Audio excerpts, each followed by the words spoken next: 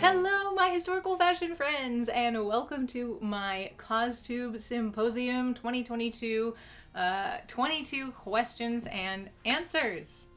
So, I am going to have someone read me the questions, and it's also going to be me, but in a British accent, so you could tell that it's a different voice. So I'm super excited for Costube Symposium 2022, and before that you'll also be seeing some fun Costume College vlog videos. Listen, stop it. No. But let's get to the questions for now. If you like this video, you want to see more, and you want to follow my journey of sewing in a mostly chronological order, you can hit the subscribe button, like this video, and be sure to stay tuned for the next one. So, let's get to the questions. What originally got you into costuming, cosplay, living history, etc.? So when I was a kid, I really wanted to be like a time traveler or like a character just from all of the books that I liked to read, which were mostly historical fantasy books.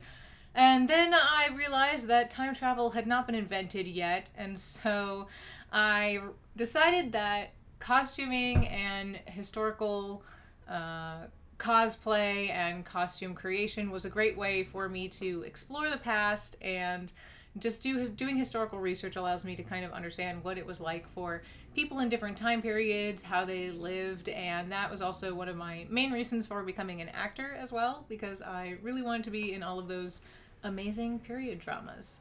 Historical costuming allows me to be in whatever time period whenever I want to be. What are your favorite materials to work with? This little gremlin loves wool, which brings me to this question. So wool is Fenston's favorite fabric to work with, but linen is my favorite fabric because I love the way it creases when you press it with your fingers, and it's super easy to work with in that way that you don't have to keep returning to the iron all of the time. You can use your fingers to crease it a lot. It's also really great in hot climates, which I live in right now, and you can wear linen for 3 or 4 days without it smelling anywhere near as bad as like a polyester shirt that I've worn for about 20 minutes. Who do you look up to, or who taught you your crafts? So my Grammy was the first person who originally taught me how to sew, and when I was little and she started to lose her sight, she would have me look around on the ground for any pins or needles she had dropped, and then she would show me how to sew little clothes for my dolls, and that really got me into sewing full-size items and taking classes in school on sewing as well. Which of your projects are you the proudest of? My absolute favorite is this hood, which I will insert some clips of me wearing here, but this is my favorite thing I have ever made because the fit just came out really well, and so did all of the stitching, and I really love the stab stitching that is on this garment as well. I think it adds really, really nice decorative touch. I definitely took a lot more time with this than some of my other projects, and I have like a thread that goes around on the inside to hold the seam, and it just is two of my favorite fabrics as well. This wool is absolutely beautiful, and I wish I had had more of it, but it was secondhand. Yeah, this is my favorite. Drape, draft, commercial pattern? I actually prefer drafting, which is surprising because I'm not super great at math. If you watch a lot of my videos, you'll see all of my math mistakes, and I have to go back and fix it. But I don't have a mannequin that is the correct dimensions. So my mannequin is the right width around in each of her measurements, but she's like a fashion mannequin, not a costuming or clothing construction mannequin. So she doesn't have the same dimensions in the right directions. She's a lot more conical than I am, and so it doesn't necessarily work to drape on her because it won't sit the same way on me, because I am kind of narrower and on the side and broader in the front, and she's more kind of boxy all the way around.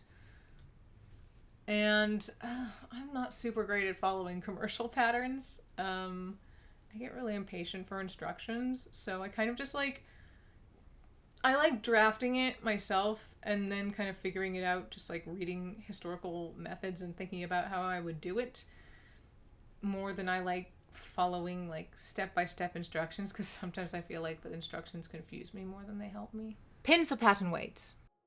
I am definitely a pattern weights kind of person, mainly because it takes less time and I'm, like I said, impatient. And also I feel like the pins kind of like move the fabric around, and a lot of my pins are like kind of old, so they're like not as sharp as they could be. So then I kind of end up moving the fabric and all this stuff. So yeah, pattern weights. I use a lot of household objects, so not traditional pattern weights. What skill would you like to learn? I am very much looking forward to taking a millinery class at Costume College this year, because I have never really done that kind of hat making. I've made kind of like cloth hoods and like felted hat, not like felted, but like cloth hats, like the pillbox cap I have and the pileus cap, but I've never done any sort of kind of like buckram style hat. So definitely really, really excited about learning millinery at Costume College.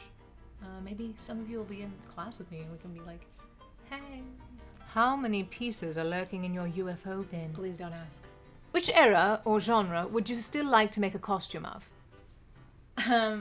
So I am trying to make costumes in chronological order. You'll know this if you've been following since the beginning. I started in like Roman Britain, pre-Roman Britain. So I am most looking forward to making an 1840s style gown. I really, really, really love the aesthetic of that time period. But I am definitely, I think now by my estimates, probably like 2 years away from making that, because yeah, I originally thought it would take me like 1.5 years to sew through history. In the next 1.5 years, I'm going to be going on a journey starting in Roman Britain and going all the way up until the 1960s. But I forgot I like have a job. So I am only to the 15th century right now, and I had a couple of events come up, so I do go out of order if I am sewing for an event, but I haven't really been making videos too much on the ones that I am sewing out of order. But I also would really love to make myself a Regency men's outfit. In my Bridgerton review, I'm wearing my husband's, and it doesn't quite fit me, but I would love to live out all of my Mr. Darcy dreams of being Mr. Darcy. What did you do or learn in the past year that you are the most proud of? So this year I made my own wedding dress, which I am super proud of because it came out like what I was imagining in my head, and I had to redraft it a couple of times because I started making this top and then it ended up kind of looking like way not what I was imagining, and had to just redo it. And that one I did end up draping, but then had to do like a lot of fixes backwards to fix the drapey bits because of my mannequin problem.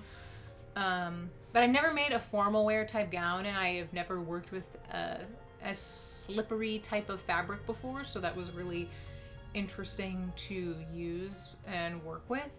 But it came out really well. I'll put a picture here. And people were like, "Wow, I love your dress!" And then I got to be like, "I made it." And then of course people are always like, "Can you make me one?" And I'm like, "No." There's a reason they cost like $3,000. But I was super, super happy with it. So yeah. Which costume would you like to revisit? I would love to make an updated version of the Assassin's Creed outfit that I made my husband for his birthday, because the outer like kind of leathery layer was made with like a vinyl faux leather, and I used kind of those push pins as rivets. But I would love to make a sewn leather kind of armor and make something a little more realistic, not as, I guess, cosplay-ish, because I would love to explore actual leather armor making. and maybe make it for me, so I can be Eivor. Best sewing tool you ever invested in? This is actually a tool that my husband invested in because, actually my cat got it for me as a present. But it's the little metal set of punches that I have for leatherworking, because it basically cuts in half the amount of time that it takes me to make leather shoes or bags or anything I'm making with leather because of the pre-punching of the holes. And I have to say, if there's like one leather working tool I would advise getting, it is absolutely the little punchy hole thing. Most satisfying technique. So far for me, stab stitching is probably the most satisfying kind of finishing effect that takes the least amount of time but ends up adding a really good decorative element. I think it makes something look really finished, and I definitely want to go back into a lot of my other garments and add some in, because I think that's why my hood is my favorite item. It just looks very finished, and it doesn't take that much time to do. It's not like complicated embroidery or anything, so yeah, stab stitching. Do you pick a project, then procure materials, or collect materials and let them speak to you? I try not to buy any materials unless I have a specific project in mind for it. And even so, I've been carried away with all the projects that I know I'm going to do in the future, so I have like way too much fabric now. So I'm trying to hold off on buying anything, but yeah, 99% of the time I come up with a project and then I buy the fabric, not really the other way around, unless I have a project that I know coming up, but I'm not sure which fabric I want to use, and then I might kind of browse the thrifting sites and be like, oh, that one would work for it. But yeah, usually project comes first. What are your goals or plans moving forward? Well, my biggest goal is to finish sewing all the way through history, which I am approaching the second year of doing, and I'm just finishing now my like late 15th century, early 16th century kirtle, and getting ready to move on to the vastly more complicated Tudor and Elizabethan costumes, and kind of like excited to get to my favorite things that I want to make, which is like focusing on kind of the 18th century and then 19th century, but I have to go through the 17th century first. Although I've really come to be interested in the 17th century now that I've started researching it. So I think I'm just like very excited on learning about all of the differences between all of the different time periods and how to identify them, and also sewing in a chronological order through history has made me kind of understand more easily why something is being done than if you just kind of pick up a pattern randomly from a different time period and you haven't really done all of the sewing up till then. You're kind of like, oh, why did they do that? But if you've sewn the thing that came before that, you're like, oh, this solves this problem, or this adds this decorative element, or this amount of fabric for warmth, or just showing off reasons. So yeah, just looking forward to kind of, I guess, finishing chronological order so I can just do whatever I want after that. Scissors or rotary blade? Yes, it's gonna be scissors for me. Cannot control the rotary blade at all. End up kind of cutting all over the place. So, scissors. Do you have any sewing assistants? Oh, yes. Yes, I have my main sewing assistant, Smokey L. Cat. You'll be very familiar with him if you've watched my channel. And then I've had a number of other foster kitten sewing assistants over the years. Right now, Fenston is sleeping on the floor and being a good boy. If you saw him earlier in this video, he was being his typical demon self. So, yes, many assistants. Do you have any bad sewing habits? Yeah, I have a number. Well, I would say my main bad sewing habit is being impatient and just wanting to get the project finished so I can like wear it. But that leads to a number of other problems, mostly cutting corners, rushing, waiting until the last minute, and then having to kind of speed things up and skip steps and combine them instead of just doing it I honestly would prefer like to have a lot of time and hand sew everything, because I think that hand sewing just always comes out better than the machine for me. Machines boggle my mind, to be honest. Do you sew over your pins or take them out as you go? After one broken needle, yeah, I don't sew over my pins anymore. I don't have a machine that can really do that, so I always take them out because it's way more annoying to me to have to replace the needle in my sewing machine than to just take out the pins. Machine sewing. Barefoot, socks, or shoes on the pedal. I wear shoes when I am using my sewing machine on the pedal because I am in my sewing room and I'm very messy and drop my pins a lot. And my dad has a horrific story, which he will tell you if you give him a chance, about when he was a kid and he stepped on a sewing needle and then it broke in half and then was traveling up the vein of his leg and he had to go to the hospital and they had to cut like 3 different holes in his leg to try to get it out before it went to his heart. This could be a dad exaggeration. But yeah, ever since then, I always wear shoes in my sewing room, or slippers. By ever since then, I mean forever, because I was not alive when this happened, and he was like a kid or a teenager or something. Tea, coffee, or chocolate? Oh, definitely tea. What do you like to watch or listen to while sewing? Other people sewing, of course.